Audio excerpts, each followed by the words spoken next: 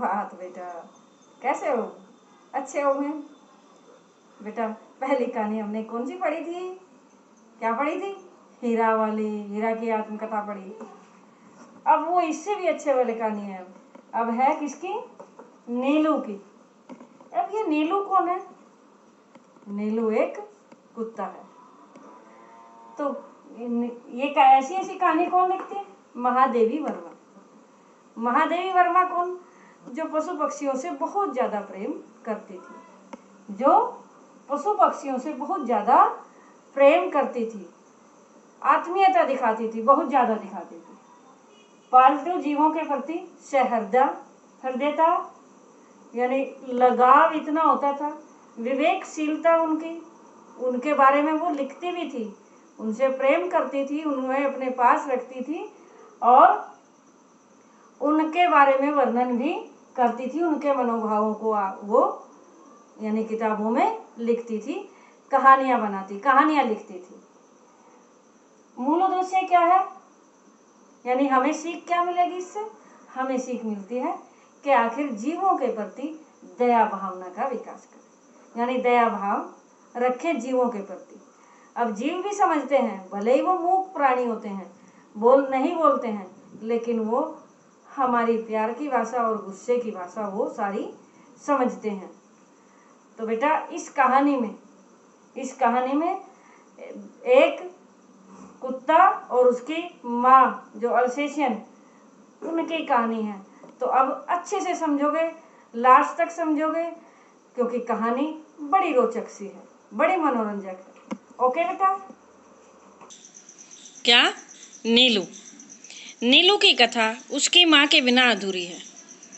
उसकी माँ के बिना अधूरी है, यानी माँ के बारे में भी जानना जरूरी है। उसकी अल्सेशियन माँ लूसी के नाम से पुकारी जाती थी। उसकी माता का क्या नाम था? लूसी था। लूसी के नाम से पुकारी जाती थी। हिरनी के समान वेगवती थी। हिरनी के समान यानी दौड़ने वाली थी, इतनी तेज दौड़ती थी। और सांचे में ढली हुई देह थी, यानी बड़ी सुंदर सी देह थी, जिस पर कालेपन का आभास देने वाले भूरे पीले रोम और बुद्धिमानी का परिचय देने वाली काली पर छोटी आंखें कैसी थी?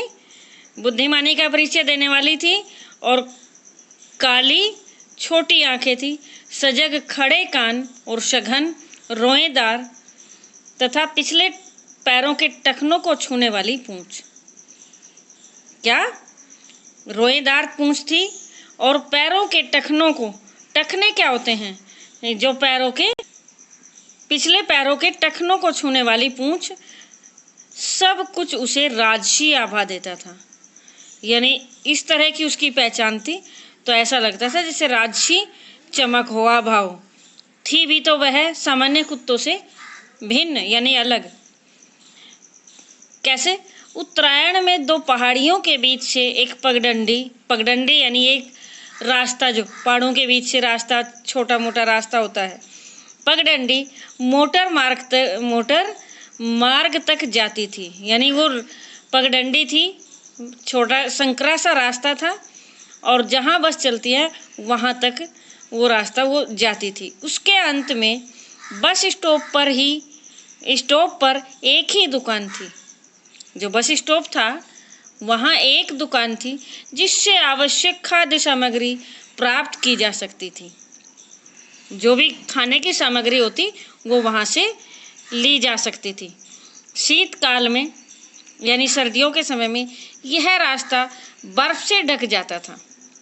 कहीं से? बर्फ से ढक जाता था। उस समय दुकान तक पहुँचने में असमर्थ उत्तरायण के निवासी लूसी के गले में रुपए और सामग्री की सूची के साथ एक बड़ा थैला या चादर बांधकर उसे सामान लाने के लिए भेज देते। देखो वो लूसी कितनी समझदार थी बेटा। उसके गले में क्या करते, जब रास्ते में बर्फ पड़ी होती थी तो नहीं जाया जाता, तो उस टाइम क्या करते, उसके गले में थैला भी और सामग्री की यानी जो सामान लिख देते थे वो भी उस पर पेज पर लिखकर दे देते थे। बर्फ में मार्ग बना लेने की सहज चेतना के कारण वह सारी रुकावटों को पार कर दुकान पर पहुंच जाती। मार्ग बना लेने की जो सहज चेतना थी उसके अंदर, सारी बाधाएं, रुकावटों को पार करके वो आखिर दुकान तक क्या करती थी, पहुंच जाती। और दुकानदार भी क्या करता, रुपए और सूची आदि यानी जो सामान लिखा होता आदि लेने के उपरांत सामान की गठरी उसके गले या पीठ से बांध देता था, या तो उसके गले से बांध देता था या उसकी पीठ से बांध देता था। और लूसी सारे बोझ के साथ बर्फीला रास्ता पार करती ही कुशलता से यानी लौट आती थी। किसी दिन तो उसे कई बार आना जाना पड़ता था। कभी कभी तो क्या होता, उसे कई बार आना जाना पड़ता था, पर उसे कभी किसी से कोई शिकायत नहीं हुई। गले में कपड़ा बंधते ही वह क्या करती, तीर की भांति, जैसे तीर तेजी से जाता है तो उसकी भांति दुकान की दिशा में वो चल देती थी। ठीक है। एक दिन किसी पर्वतीय गांव से बर्फ में भटकता हुआ एक भुटिया कुत्ता दुकान पर आ गया और लूसी से उसकी मैत्री हो गई, यानी मित्रता हो गई। कुछ महीने बाद सर्दियों में लूसी ने 2 बच्चों को जन्म दिया। कुछ महीनों के बाद लूसी ने 2 बच्चों को जन्म दिया, किंतु उनमें से एक शीत के कारण मर गया और दूसरा उस ठिठुरते परिवेश में यानी पर्यावरण में जूझने लगा। 4-5 दिन के बच्चे को छोड़कर लूसी फिर से दुकान तक आने जाने लगी। यानी 4-5 दिन का ही उसका बेटा हुआ था, उसका जो बच्चा था, तो उसको छोड़कर लूसी फिर से दुकान पर आने जाने लगी। एक संध्या के झुटपुटे में लूसी ऐसी गई कि फिर लौट ही न सकी।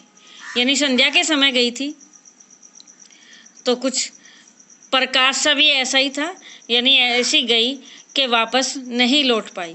शीतकाल में घ्राण शक्ति कुंठित हो जाने के कारण कुत्ते लक्कड़ बग्गे की गंध पाने में असमर्थ रहते हैं और अनायास ही उसका आहार बन जाते हैं।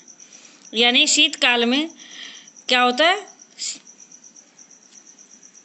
शीतकाल में क्या होता है, घ्राण शक्ति कुंठित तो हो जाने के कारण, यानी जो सूंघने की शक्ति है और वो थोड़ी और ज़्यादा हो जाती है। सूंघने कुंठित तो हो जाने के कारण कुत्ते लक्कड़ बग्गे की गंध पाने में असमर्थ रहते हैं और यानी कुत्ते उसकी गंध नहीं समझ पाते कि कोई यहाँ ऐसा जानवर है जो तुम्हें मार खाएगा, तो अचानक ही उनका आहार बन जाते हैं।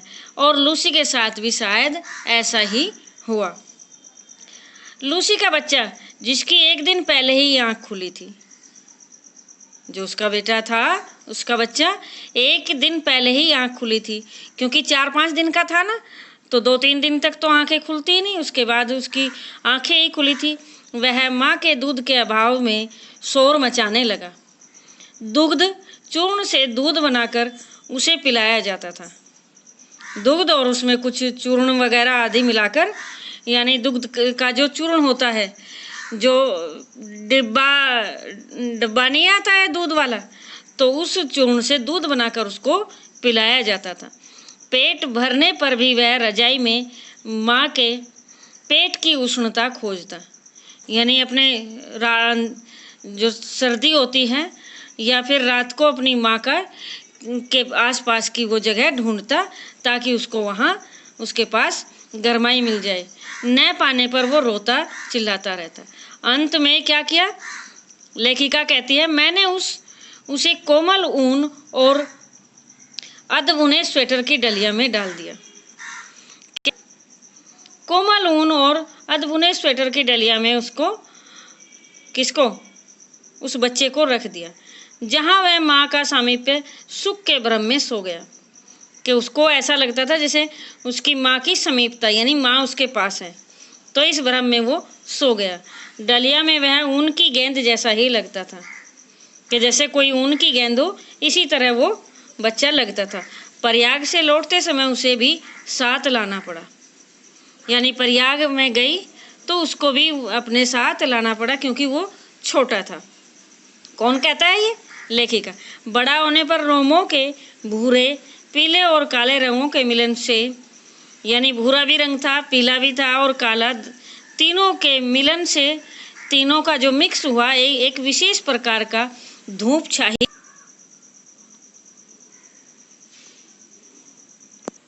प्रकार का धूप छाई जैसा रंग हो गया था। धूप पड़ने पर एक रंग की झलक मिलती थी। धूप पड़ने पर एक रंग की झलक मिलती थी, छाँव में दूसरे की ओर और दिए के उजाले में तीसरे रंग की, यानी अलग अलग इस तरह उसकी झलक मिलती थी। उसके कानों की चौड़ाई और नुकीलोपन में भी कुछ नवीनता थी, कुछ अलग ही था। सिर अन्य कुत्तों के सिर से बड़ा, चौड़ा और लंबोतरा पर सुडौल था। और कुत्तों के सिर से बड़ा भी था, चौड़ा लंबोतरा था, पर सुडौल था। पूंछ अल्सेशियन कुत्तों के पूंछ के समान, पूंछ कैसी थी? अल्सेशियन कुत्तों की पूंछ के समान सघन रोमों से युक्त, ऊपर की ओर मुड़ी हुई और कुंडलीदार थी। पैर अल्सेशियन कुत्तों के पैरों के समान लंबे, पर पंजे बुटिये के समान मजबूत, चौड़े और मुड़े हुए नाखूनों से युक्त थे। गोल और काली कोर वाली आंखों का रंग शहद के रंग के समान था। जो काली कोर वाली आंखें थी उनका रंग कैसा था? शहद के समान था, जो धूप में तरल सुनहरा हो जाता था। धूप में कैसा हो जाता? जो तरल सुनहरा सा हो जाता। छाया में जमे हुए मधु सा पारदर्शी लगता। और छाया में जब होता तो शहद के यानी शहद सा जो मधु है उस जैसा पारदर्शी सा लगता था। आकृति की विशेषता के साथ साथ उसके बल और स्वभाव में भी विशेषता थी। ऊंची ऊंची दीवारों को भी वह एक छलांग में पार कर लेता था। क्या था? ऊंची ऊंची दीवारें भी होती तो एक ही छलांग में पार कर लेता था। कौन? नीलू।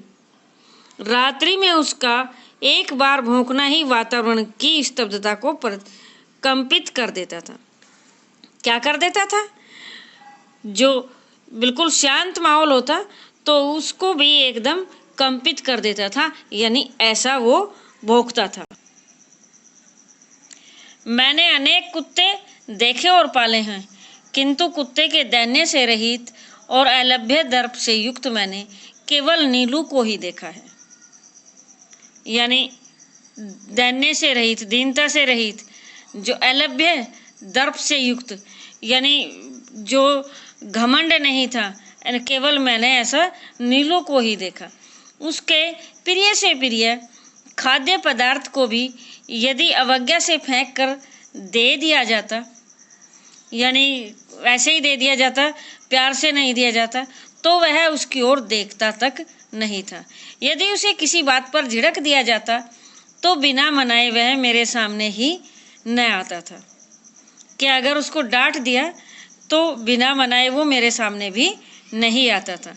विगत 12 वर्षों से उसके बैठने का स्थान मेरे घर का बाहरी बरामदा ही रहा। कितने सालों तक? 12 वर्षों तक उसका बैठने का स्थान कहाँ रहा? जो मेरा, कौन कहता है? लेखिका कहती है बाहरी बरामदा ही रहा, जिसकी ऊपरी सीढ़ियों पर पोर्टिको के सामने बैठकर वह आने जाने वालों का निरीक्षण करता रहता था। जो ऊपरी सीढ़ी थी उसके सामने यानी बैठकर आने जाने वालों का वो निरीक्षण करता रहता था। मुझसे मिलने वालों में प्राय वह सबको पहचानता था। जो भी मेरे से मिलने आते थे, लेखिका कहती है, तो उन सबको वो पहचानता था। किसी विशेष परिचित को आया हुआ देखकर वह धीरे धीरे मेरे कमरे के दरवाजे पर आकर खड़ा हो जाता था। कोई विशेष परिचित आता था, यानी कोई विशेष जो जानने वाला आता था, उसको देखकर मेरे कमरे के दरवाजे पर आकर खड़ा हो जाता था। यानी उसका इस प्रकार आना ही मेरे लिए किसी मित्र की उपस्थिति की सूचना देता था। कि मुझे आकर कि कोई मित्र आया हुआ है, उसकी उपस्थिति की, यानी वो प्रेजेंट हो गया, आया हुआ है, तो सूचना देता था। मुझसे आ रही हूँ सुनने के उपरांत वह पुनः बाहर, यानी फिर से बाहर अपने निश्चित स्थान पर जा बैठता था। कि जब मैं जवाब देती कि हाँ मैं आ रही हूँ, तो उसके बाद वह अपनी जगह पर जाकर बैठ जाता था। कुत्ते भाषा नहीं जानते, केवल ध्वनि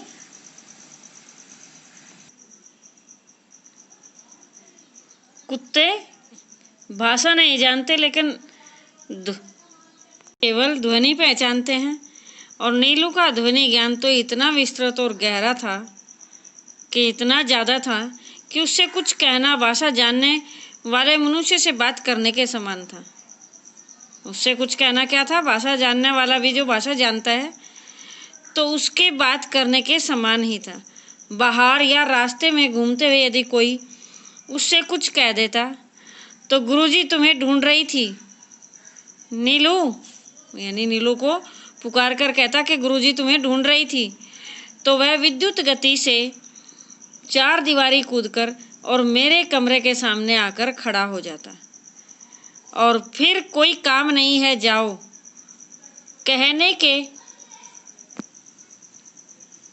कहने तक वह मूर्तिवत खड़ा रहता, मूर्ति के समान खड़ा रहता था कि जब तक मैं यूं नहीं कहती कि हाँ कोई काम नहीं है जाओ, तो मूर्ति के समान वो वहीं का वहीं खड़ा रहता। कभी कभी मैं किसी कार्य में व्यस्त होने के कारण उसकी उपस्थिति नहीं जान पाती, तो उसे बहुत समय तक बिना हिले डुले खड़ा रहना पड़ता था कि मैं कार्य में किसी में बिजी होती तो उसकी यानी ये आया हुआ है तो मैं नहीं जान पाती, तो वो बताती है उसके बारे में कि वो बहुत समय तक बिना हिले डुले वहीं खड़ा रहना उसको पड़ता था। हिंसक और क्रोधी भुटिये बाप और आखेट प्रिय अल्सेशियन माँ से जन्म पाकर भी उसमें हिंसक प्रवृत्ति का कोई चिन्ह नहीं था। यानी उसकी माँ कैसी थी, हिंसक थी, और बाप कैसा था उसका, जो भुटिया कुत्ता था, यानी क्रोधी भुटिये बाप और आखेट प्रिय अल्सेशियन माँ से जन्म पाकर भी इसमें हिंसक प्रवृत्ति का कोई चिन्ह नहीं था। तो इसमें बेटा एक चीज़ तो ये है कि जो जैसी संगति में रहता है उसका उस पर वही असर पड़ता है। अब वो ऐसे वहाँ पालतू जानवरों के पास रहता था और महादेवी उनकी देखभाल करती थी, तो इस कारण उसमें यानी लगाव था, आत्मीयता थी दूसरों से, तो उसमें हिंसक प्रवृत्ति नहीं थी।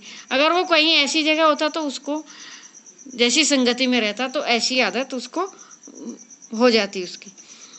तो इस कारण ही कहा जाता है कि जैसी संगति होगी ऐसा ही प्राणी बन जाता है।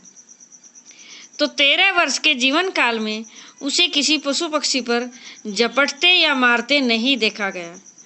उसका यह स्वभाव मेरे लिए ही नहीं, देखने वालों के लिए भी आश्चर्य की बात थी।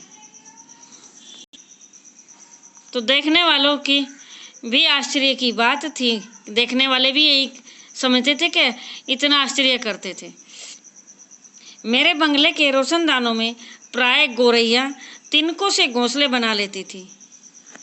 क्या हमेशा क्या करती, गोरैया तिनकों से घोंसले बना देती थी जो रोशनदान थे, और मुझे उनके परिश्रम पूर्वक बनाए हुए घोंसले उजाड़ना अच्छा नहीं लगता था कि वो मेहनत करके घोंसले बनाती थी और मैं उनके घोंसले उजाड़ दूं, तो लेखिका कहती है कि मुझे वो अच्छा नहीं लगता। अतः कालांतर में उनमें यानी कुछ दिनों बाद उनमें अंडों और पक्षी शावकों की सृष्टि बस जाती थी। अंकुर जैसे पंख निकलते ही वे पक्षी शावक उड़ने के असफल प्रयास में रोशनदानों से नीचे गिर जाते थे। यानी वो छोटे छोटे बच्चे होते तो उड़ने का प्रयास करते लेकिन असफल हो जाते, तो इस प्रयास में वो रोशनदानों से नीचे गिरने लगते थे। उन दिनों नीलू उनके सतर्क पहरेदार का कर्तव्य निभाता था कि पूरा सतर्क रहता था और पहरेदार का कार्य पूरा अच्छे से निभाता था। कौन? नीलू। उसके वैसे कोई भी कुत्ता, बिल्ली और नादान परिंदों को, उन जो छोटे छोटे परिंदे यानी पक्षी बच्चे थे पक्षियों के, हानि पहुंचाने का साहस नहीं कर पाता था। कभी कभी बहुत छोटे पक्षी शावकों को पुनः घोंसले में रखवाने के लिए वह होले से मुख में दबाकर मेरे पास ले आता था। वे छोटे छोटे बच्चे अगर गिर जाते तो क्या करता, बड़े प्यार से यानी होले से मुख में दबाकर और मेरे पास लेकर आ जाता किसके? लेखिका के पास लेकर आ जाता। जब तक रोशनदान में सीढ़ी लगवाकर मैं उस पक्षी शावक को घोंसले में पहुंचाने की व्यवस्था न कर देती, तब तक वह या तो बड़ी कोमलता से उसे मुंह में दबाए खड़ा रहता या मेरे हाथ में देकर प्रतीक्षा की मुद्रा में देखता रहता, कि मेरे हाथ में दे देता और फिर इंतजार करता रहता कि आखिर ये कब रखेगी। तो ऐसी अवस्था में वो खड़ा हुआ देख। नियमानुसार जब मैं मोर, खरगोश आदि को दाना देने निकलती, तब वह चाहे जाड़ा हो चाहे बरसात मुझे दरवाजे पर ही मिलता और मेरे साथ साथ ही घूमता। सबके सो जाने पर वह गर्मियों में बाहर लॉन में और सर्दियों में बरामदे में तख्त पर बैठकर पहरेदारी करता। रात में कई कई बार वह पूरे कंपाउंड में यानी पूरे आहते में पशु पक्षियों के घर के चक्कर लगाता। जो पशु पक्षी थे उनके घरों के यानी अलग अलग उनके जगह थी रहने की, तो उनके वहाँ वो चक्कर लगाता रहता था। एक रात मेरे खरगोश बिल खोदते खोदते पड़ोस के कंपाउंड में जा निकले। कि जो मेरे पास खरगोश थे तो वो खोदते खोदते पड़ोस के कंपाउंड में जा निकले। उनमें से कई जो इस अभियान में अगुवा थे जंगली बिल्ले द्वारा मार दिए गए। जो इस अभियान में यानी खोदते खोदते उधर पहुंच गए, तो शुरुआत में जो गए थे तो जंगली बिल्ले द्वारा वो मार दिए गए। अतः एक के पीछे एक निकलते हुए खरगोशों को बिल्ले का आहार बनना पड़ता, किंतु उनके सौभाग्य से नीलू ने संभवतः पत्तियों की सरसराहट से सजग होकर चार दीवारी के पार देखा होगा। उसको सरसराहट की आवाज़ हुई और उससे जागरूक हो गया वो, तो चार दीवारियों के पार देखा होगा और खरगोशों पर आए संकट को पहचान लिया होगा। उसके कूदकर दूसरी ओर पहुंचते ही बिल्ला तो भाग गया, परंतु खरगोशों को बाहर निकलने से रोकने के लिए वह रात भर ओस से भीगता हुआ सुरंग के द्वार पर खड़ा रहा।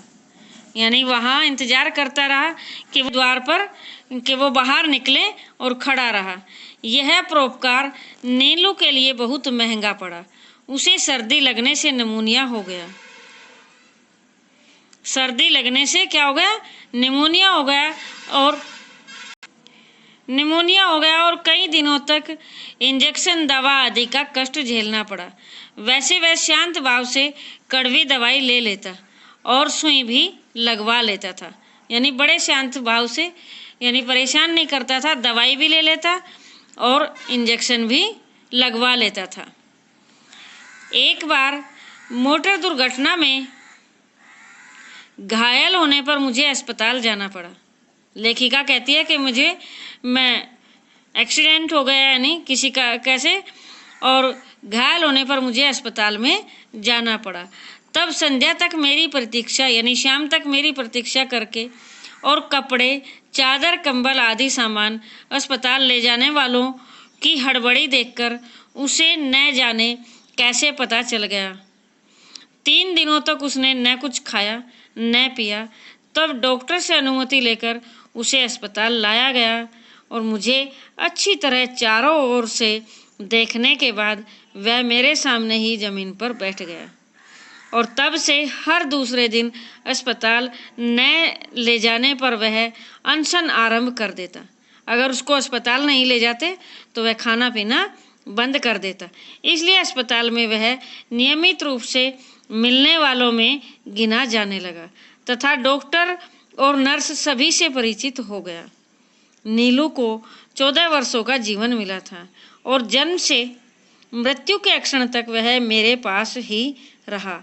मेरे पास अनेक जीव जंतु हैं, परंतु जिसके बुरा मान जाने की मुझे चिंता हो ऐसा अब कोई नहीं रहा। कि अगर मैं कुछ ऐसा कहूँ और बुरा मान जाए तो ऐसा प्राणी अब मेरे पास कोई भी नहीं रहा।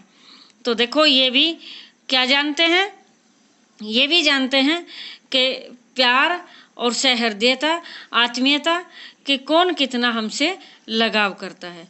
भले ही ये मूक प्राणी होते हैं लेकिन ये समझते हैं और समझाने की कोशिश भी करते हैं। तो किस तरह यानी महादेवी वर्मा बीमार हो गई, अस्पताल में थी, और वो उनका पता किस प्रकार बार बार लिया। अब समझ लेते हैं बेटा शब्दार्थ। कठिन शब्द को मैं चिन्हित करके आपके पास PDF में भेज दूंगी। तो अब शब्दार्थ समझ लें। वेगवती, वेगवती यानी वेग से युक्त, यानी बहुत तेज भागने वाली, जो मैंने पहले भी बताया था। पगडंडी, संकरा रास्ता, यानी जो छोटा सा ऐसा रास्ता होता है बारीक सा, तो संकरा रास्ता। मैत्री, दोस्ती या मित्रता। घ्राण शक्ति यानी सूंघने की शक्ति होती है। घ्राण शक्ति जो सूंघने की शक्ति होती है, यानी दूर तक सूंघ लेते हैं, सूंघते सूंघते चले जाते हैं। तो वो इनमें किनमें, कुत्तों में होती है जैसे। स्तब्धता, जड़ता, स्थिरता, यानी कि बिल्कुल शांत माहौल होता तो उसको स्थिरता को यानी आवाज में बदल देता। स्तब्धता, स्थिरता यानी। दर्प, घमंड या अभिमान। मूर्तिवत, बिना हिले डुले, मूर्ति के समान खड़ा रहना।